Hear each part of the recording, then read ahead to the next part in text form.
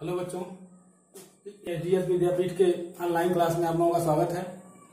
आज मैं आप लोगों को कक्षा 5 का विज्ञान पढ़ाने जा रहा हूं और विज्ञान का चैप्टर है 6, छठवां पाठ है और पाठ का नाम है मस्तिष्क एवं तंत्रिकाएं। इसके बारे में हम पढ़ेंगे क्योंकि आप सभी लोग जानते हैं कि हम लोगों का शरीर जो है वह आधुनिक मशीन की अपेक्षा अधिक इसकी बनावट जो है जटिल है, क्योंकि हम सभी लोग प्राकृतिक हैं, प्रकृति ने हमें बनाया है। तो हम लोगों के शरीर में जो अंग है वह दो प्रकार के होते हैं, बाहरी और आंतरिक। यानी बाहरी जिनको हम देखते हैं, छू सकते हैं, यानी वो बाहरी अंग जैसे हाथ, पैर, कान, नाक, मुंह, ये सभी चीजें जो होती हैं वो बाहरी भाग हैं। लेकिन हम लोगों के शरीर के अंदर भी कुछ ऐसे भाग हैं जिन्हें हम देख नहीं पाते। आज हम उन्हीं अंगों के बारे में यानी तंत्रिका तंत्र के बारे में अध्ययन करेंगे, क्योंकि हमारे शरीर के सभी भागों का अलग अलग महत्व होता है, सभी भाग अलग अलग काम करते हैं, तब जाके शरीर का पूर्ण तरीके से काम हो पाता है। तो आइए देखते हैं कि तंत्रिका तंत्र क्या होता है। जैसे कि मस्तिष्क जो है होता है, मस्तिष्क यानी ब्रेन, हमारे शरीर का सबसे मुख्य भाग जो ब्रेन होता है, वो ब्रेन यानी जिसको हम बोलते हैं मस्तिष्क। मस्तिष्क जो होता है वह सभी तंत्रों पर अपना नियंत्रण रखता है। जैसे हमें कहाँ जाना है, ये चीजें हमारा मस्तिष्क, हमारा ब्रेन डिसाइड करता है। और जैसे ही ब्रेन इस चीज को डिसाइड कर लेता है, उसका निर्णय ले लेता है, तो ऑटोमेटिक पैरों को वो आदेश देता है कि आपको चलना है, हमें क्या करना है, सोचने का, समझने का, काम करने का, ये सारा चीज मस्तिष्क करता है। तो मस्तिष्क सभी तंत्रों पर नियंत्रण रखता है। मस्तिष्क जो होता है वह रीढ़, रज्जु और तंत्रिकाओं के जाल से मिलकर जो होती है वह तंत्रिका तंत्र बनाते हैं। तंत्रिका तंत्र जो होते हैं वह ज्ञानेंद्रियों के द्वारा प्राप्त वातावरण को परिवर्तित करके यानी उसको हम बोलते हैं उद्दीपन के प्रति प्रतिक्रिया भी करता है। जैसे अगर हमारे सामने से कोई तेज रफ्तार से कार आ रही है, तो जैसे ही हम उसको अपनी आंखों से देखते हैं, तुरंत हमारे पैर पीछे की ओर वापस हो जाते हैं, हम वहां से दूर हट जाते हैं। यानी या एग्जाम्पल एक तरह से और लेते हैं, या अगर कोई प्रेस हो, हीट हो, गर्म हो, अगर उसके संपर्क में जैसे ही हमारा हाथ जाता है, तुरंत हम अपने हाथ को पीछे कर लेते हैं। यानी हमारे अंदर जो होती है वो उद्दीपन की प्रक्रिया होती है, जिसके द्वारा ये सारी चीजें कैसे में होती हैं, मस्तिष्क के द्वारा। तो जैसे हम अपनी ओर कोई कार आ रही है, उसको तेज रफ्तार से आ रही है, आंखों को जैसे ही हमारी आंखें उस चीजों को देखती हैं, तो हमारे अंदर एक उद्दीपन होता है। इस उद्दीपन के द्वारा एक हमारे शरीर को एक संकेत किसको जाता है, मस्तिष्क को भेजा जाता है। और जो शरीर से संबंधित जैसे पैर हैं, उनको वो संकेत देता है पैर पीछे की ओर वापस हट जाए, यानी हम ऑटोमेटिक क्या करते हैं, पीछे की ओर हट जाते हैं। अब तो इस तरह से हमारा मस्तिष्क सोचने का, कुछ चीजें ऐसे होती हैं कि हमारा मस्तिष्क तुरंत उन चीजों को सोच लेता है। जैसे हमें तेज रफ्तार से गाड़ी आ रही है, अपने बचाव के लिए तुरंत वहां पे डिसीजन हमारा मस्तिष्क ले लेता है, तुरंत हमें वहां पीछे हटना पड़ जाता है। या कोई हिट वस्तु है, उसके ऊपर हाथ हमारा जैसे गया, वहां से तुरंत हम अपने हाथ को हटा लेते हैं। तो कुल मिलाकर यानी पूरा तंत्रिका तंत्र जो होती है कोशिका और तंत्रिका तंतुओं का बना होता है। तो इस तरह से तंत्रिका तंत्र जो होती हैं काम करती हैं। अब देखते हैं कि हमारी तंत्रिका तंत्र जो होती है के 3 भाग होते हैं। हमारे तंत्रिका तंत्र के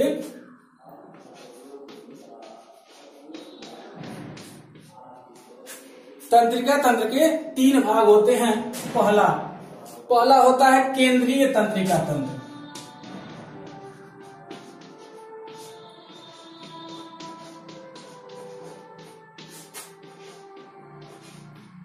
केंद्रीय तंत्रिका तंत्र क्या होता है?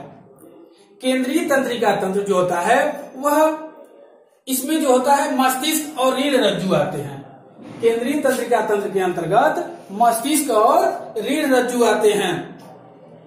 यानी मस्तिष्क हमारा पूरे शरीर को कंट्रोल करता है, सभी तंत्रों पर अपना नियंत्रण रखता है।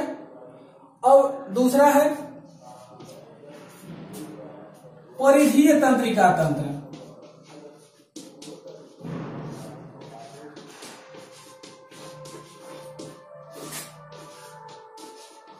परिधीय तंत्रिका तंत्र क्या होते हैं?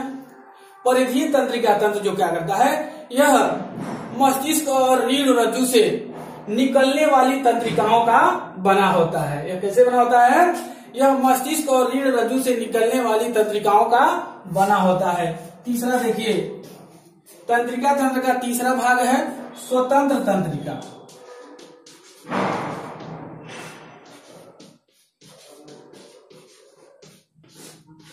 स्वतंत्र तंत्रिका, यह तंत्रिकाओं और तंत्रिका कोशिकाओं, यह तंत्रिकाओं और कोशिका तंत्रिकाओं के विशेष समूहों का बना होता है। किसका बना होता है? यह जो होता है वह तंत्रिका और तंत्रिका कोशिकाओं के विशेष समूहों का बना होता है, जिन्हें तंत्रिका गुच्छिका कहा जाता है। क्या कहा जाता है? तंत्रिका गुच्छिका। अब आते हैं, देखते हैं मस्तिष्क के बारे में।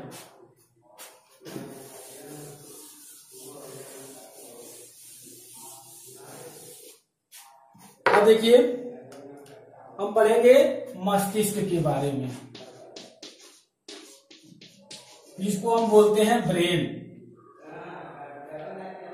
मस्तिष्क, मस्तिष्क क्या होते हैं? Brain, brain.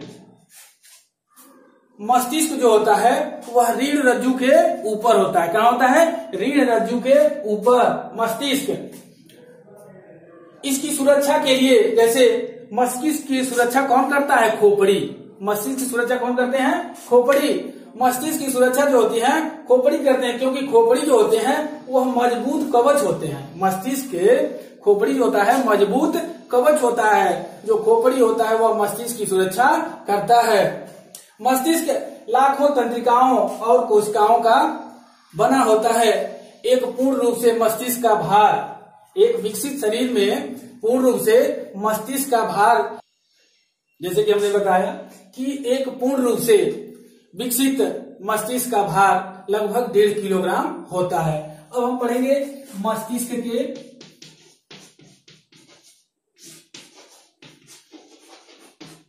भाग। मस्तिष्क के कौन कौन भाग होते हैं? मस्तिष्क के मुख्यतः 3 भाग होते हैं। मस्तिष्क के मुख्य रूप से 3 भाग होते हैं। 3 भाग। पहला है प्रमस्तिष्क। पहला है प्रमस्तिष्क। ये प्रमस्तिष्क क्या होता है? यह मस्तिष्क का सबसे बड़ा भाग होता है। यह सभी ज्ञानेंद्रियों से संकेत ग्रहण करता है। जो होता है यह सभी ज्ञानेंद्रियों से संदेश को ग्रहण करता है। यह पेशियों को कार्य करने के लिए भी संदेश देता है। जैसे हमें चलना है तो चलने का संदेश, बैठना है तो बैठने का संदेश। प्रमस्तिष्क के विभिन्न क्षेत्र, विभिन्न कार्य होते हैं, जैसे सोचने, बोलने, लिखने या स्मरण करने, उन्हें याद रखने तथा ज्ञानेंद्रियों के संदेश ग्रहण करने के क्षेत्र भी अलग अलग होते हैं। ये सारा काम किसका होता है? प्रमस्तिष्क का। तो प्रमस्तिष्क के बारे में हमने क्या बताया कि यह मस्तिष्क का सबसे बड़ा भाग होता है। यह सभी ज्ञानेंद्रियों से संदेश को ग्रहण करता है। जैसे यह पेशियों को कार्य करने का भी संदेश देता है, जैसे बोलना, चलना, लिखना, किसी चीज को याद रखना, तथा ज्ञानेंद्रियों को संदेश ग्रहण करने के क्षेत्र जो होते हैं वो अलग अलग होते हैं। चलिए देखते हैं मस्तिष्क का दूसरा भाग। मस्तिष्क का दूसरा भाग है अनुमस्तिष्क। अनुमस्तिष्क। अनुमस्तिष्क क्या होते हैं? अनुमस्तिष्क, इसे छोटा मस्तिष्क भी कहा जाता है। यह मस्तिष्क के आधार में स्थित होता है। मस्तिष्क के आधार में स्थित होता है। इसका मुख्य कार्य पेशियों को क्रियाओं, जो पेशियां काम करती हैं उनकी क्रियाओं को नियंत्रण रखना तथा शरीर का संतुलन बनाए रखना किसका काम है? अनुमस्तिष्क का। जैसे जब हम रस्सी खींचते हैं तो रस्सी को खींचने में उद्दीपन हमारे मस्तिष्क तक पहुंचता है। जैसे हम किसी चीज पर बल लगाकर रस्सी से उसको खींच रहे हैं तो हमारे शरीर में मस्तिष्क के द्वारा उद्दीपन पहुंचता है। किंतु संबंधित पेशियां सिकुड़ने तथा फैलने पर उचित नियंत्रण एवं समय को निश्चित करना अनुमस्तिष्क का उत्तरदायित्व होता है। अब देखते हैं तीसरा है मस्तिष्क पुच्छ।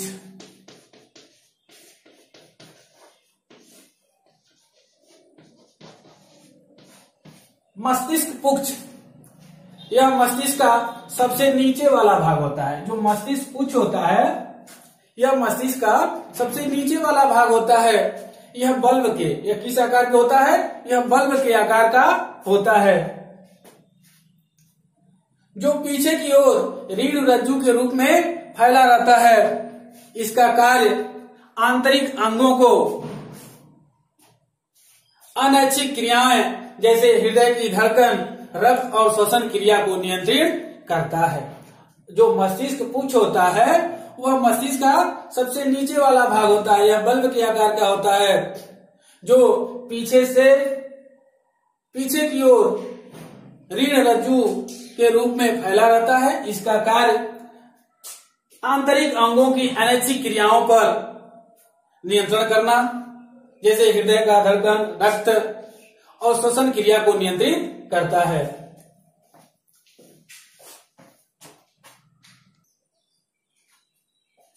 आगे हम पढ़ेंगे रीढ़ रज्जु। क्या है? रीढ़ रज्जु के बारे में कि रीढ़ रज्जु होते क्या है। मस्तिष्क पुच्छ से रीढ़ की हड्डी के निचले भाग तक फैला भाग रीढ़ रज्जु कहलाता है। रीढ़ रज्जु क्या है? मस्तिष्क पुच्छ से रीढ़ की हड्डी के निचले भाग तक फैला भाग रीढ़ रज्जु कहलाता है। सिर और गर्दन की तंत्रिकाएं मस्तिष्क से सीधी जुड़ी रहती हैं। शरीर के अन्य सभी भागों की तंत्रिकाएं रीढ़ रज्जु से जुड़ी रहती हैं। तो रीढ़ रज्जु जो होता है मस्तिष्क के पुच्छ से रीढ़ रज्जु के निचले भाग तक फैला रहता है। अब देखते हैं परिवर्तित रीढ़ रज्जु के बाद परिवर्तित क्रियाएं।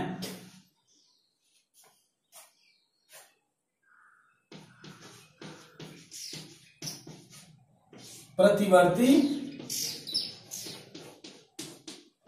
क्रियाएं। प्रतिवर्ती क्रियाएं क्या होती हैं? जैसे हम बहुत सी क्रियाएं सोचने विचारने के बाद करते हैं। कुछ ऐसी चीजें होती हैं जिन चीजों पर हम बहुत ज्यादा सोचने का काम करते हैं, किंतु कुछ क्रियाएं हमें सोचने विचारने का समय नहीं देती। जैसे अगर हमें कहीं जाना है तो उसके लिए पहले से तैयारी करते हैं, उस पे सोचते हैं कि हम कैसे जाएंगे, कब जाएंगे। लेकिन कभी कभी कुछ ऐसी चीजें हमारे सामने, ऐसी परिस्थितियां आ जाती हैं जो हमें सोचने का समय नहीं देती। जैसे जरा सोचिए कि अगर हमारा हाथ अचानक किसी गर्म वस्तु पर पड़ता है तो वहां हमारे पास सोचने का समय नहीं होता है, तुरंत हम अपने हाथ को वहां से हटा लेते हैं। या हमारे आंखों के सामने कोई कीड़े या कोई धूल का कण या कोई भी चीज जैसे आता है, हमारी पलकें तुरंत क्या होती हैं? गिर जाती हैं। तो वहां हमारे पास सोचने का समय नहीं होता है। जैसे अचानक हम लोगों के सामने आगे चल रहे हैं, हमारे सामने कोई पीछे से गाड़ी हॉर्न बजाया, तो हमारे अंदर एक अचानक से वहां सोचने का समय नहीं होता है। जैसे ही गाड़ी का हॉर्न बजा तुरंत वहां से साइड हो जाते हैं। तो कुछ ऐसी चीजें होती हैं जिनमें सोचने के लिए हमारे पास समय नहीं होता है। तो इस प्रकार की क्रियाओं को में हमें सोचने विचारने का समय नहीं होता है। इस प्रकार की क्रियाएं क्या कहलाती हैं? प्रतिवर्तित क्रियाएं। क्या कहलाती हैं? प्रतिवर्तित क्रियाएं। कुछ ऐसी चीज होती हैं कि जिन पर हमारा मस्तिष्क तुरंत ही डिसीजन ले लेता है, यानी वहां सोचने विचारने का समय नहीं रहता उसके पास। तो ऐसी क्रियाएं जब शरीर के अंदर होती हैं तो इन क्रियाओं को हम प्रतिवर्ती क्रियाएं कहते हैं। तो प्रतिवर्ती क्रिया जो होती है वह रीढ़ रज्जु के द्वारा नियंत्रित होता है। प्रतिवर्ती क्रियाएं जो होती हैं वह रीढ़ रज्जु के द्वारा नियंत्रित होती हैं। अब पढ़ेंगे हम तंत्रिकाएं।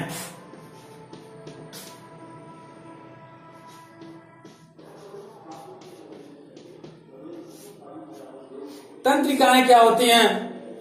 तंत्रिका का कार्य जो होता है वह उद्दीपनों को तंत्रिका का कार्य होता है वह उद्दीपन को मस्तिष्क और रीढ़ रज्जु तक ले जाना होता है।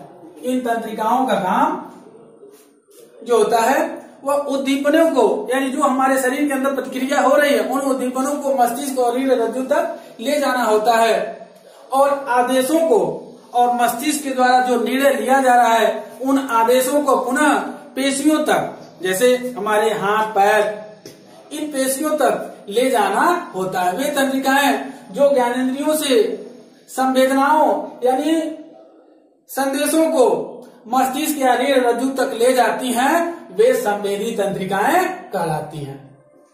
यानी जो तंत्रिकाएं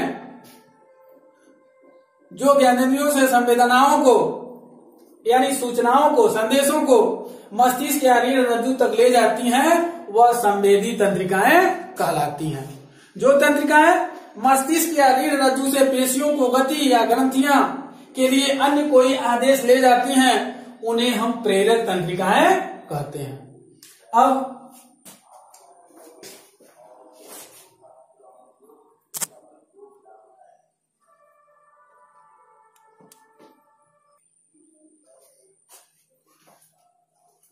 अब हम पढ़ेंगे ज्ञानेंद्रियों के बारे में। ज्ञानेंद्रियां क्या होती हैं? जिन अंगों से हमें अपने बाह्य जगत का ज्ञान होता है, बाहरी वातावरण का, बाहरी संसार का ज्ञान होता है, उन्हें हम ज्ञानेंद्रियां कहते हैं। ज्ञानेंद्रियां जैसे कि नाम से ज्ञान की इंद्रिय, जो हमें सूचनाएं, जो हमें जानकारी दे रही है। मनुष्य को की जो होती है 5 ज्ञानेंद्रियां, जैसे आंख, कान, नाक, जीभ और त्वचा, यानी आंख, कान, नाक, जीभ और त्वचा। आंख, कान, नाक, जीभ और त्वचा, ये मनुष्य की 5 ज्ञानेंद्रियां जो होती हैं, हम लोगों के शरीर में पूर्ण रूप से विकसित होती हैं, जो बाहरी वातावरण, बाहरी संसार, बाहरी दुनिया के बारे में हम लोगों को जानकारी देते हैं। इसलिए इन्हें क्या कहते हैं? ज्ञानेंद्रियां कहते हैं। अब इन ज्ञानेंद्रियों में पहला नंबर है आंख का, जिसको हम अंग्रेजी में बोलते हैं आई। आंख, ये आंख। तो आंखें क्या होती हैं? खोपड़ी के ऊपरी भाग में आंखों के लिए 2 गड्ढे बने होते हैं। प्रत्येक आंख जो होती है वह गेंद जैसी संरचना होती है। किसकी जैसी आंखों की संरचना होती है? गेंद की जैसी।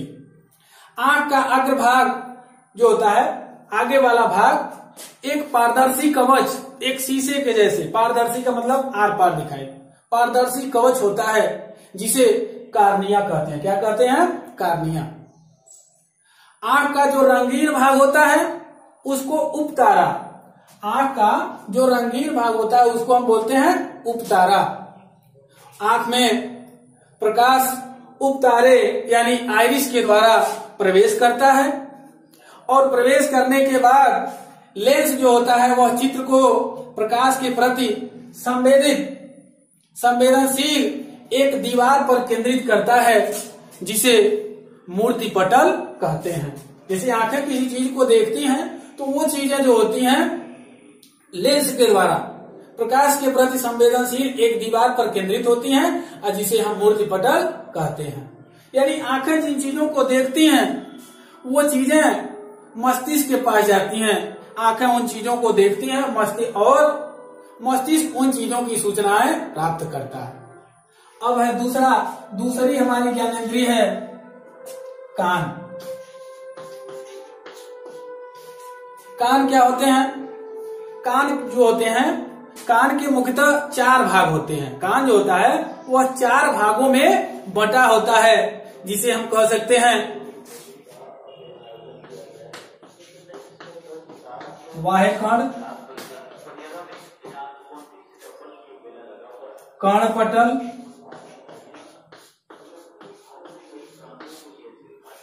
बाह्यकर्ण, कर्णपटल, अंतःकर्ण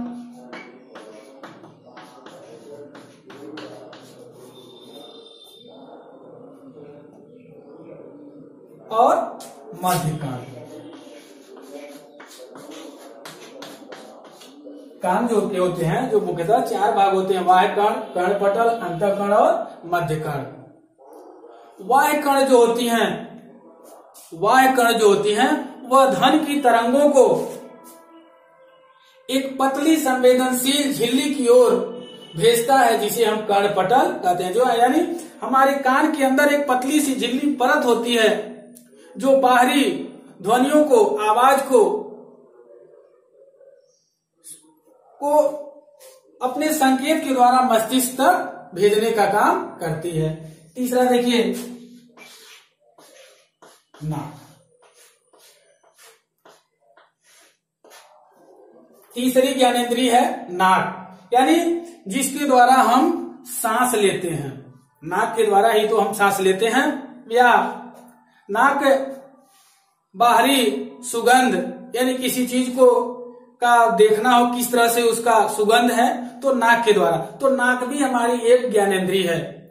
यानी वायु के में अनेक प्रकार के वाष्पकण उपस्थित होते हैं। ये श्वसन के द्वारा नाक तक, और जब हम सांस लेते हैं तो ये होते हैं नाक के द्वारा अंदर पहुंचते हैं।